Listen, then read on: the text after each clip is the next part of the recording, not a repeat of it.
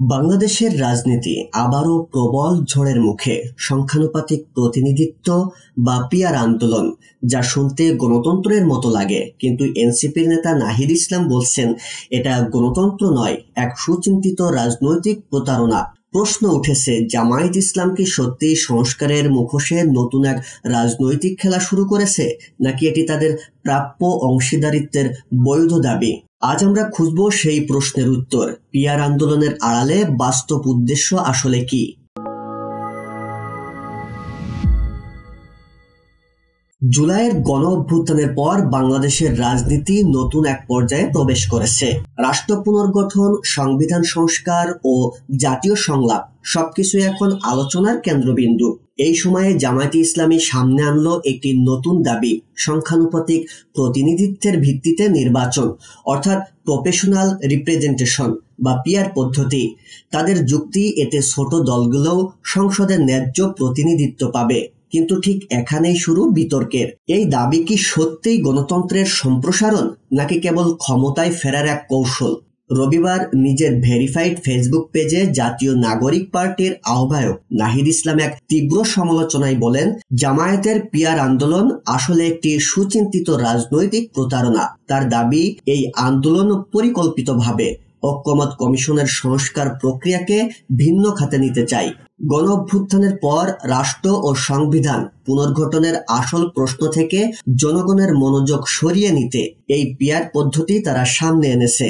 তিনি আরো বলেন, আমরা চেয়েছিলাম জাতীয় ঐকমত্যের ভিত্তিতে জুলাই সনদের আইনি কাঠামো গড়ে তুলতে, কিন্তু জামায়াত ও তাদের সহযোগীরা সেটাকে ছিনতাই করেছে।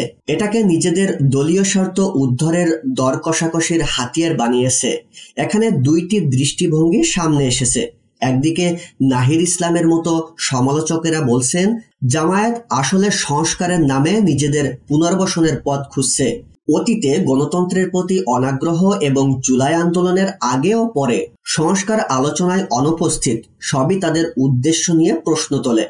অন্যদিকে জামায়াতের সমর্থকরা বলছেন, এটা গণতান্ত্রিক রাষ্ট্রের একটি স্বাভাবিক দাবি, যেখানে প্রত্যেক ভোটারের সমান মূল্য থাকবে।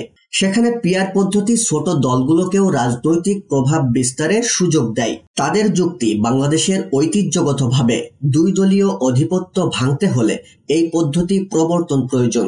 তবে প্রশ্ন রয়ে যায়, এই সময়েই কেন পিয়ার আন্দোলনের ডাক? নাহিদ ইসলামের দাবি অনুযায়ী এটি মূলত জনগণের দৃষ্টি সরানোর একটি কৌশল।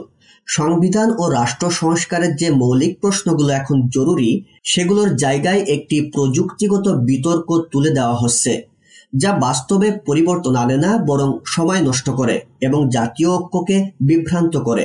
রাজনৈতিক বিশ্লেষকরা বলছেন, বাংলাদেশের প্রেক্ষাপটে পিয়ার পদ্ধতি চালু করতে হলে প্রথমেই দরকার সাংবিধানিক ঐকমত্য ও জন আস্থার পরিবেশ।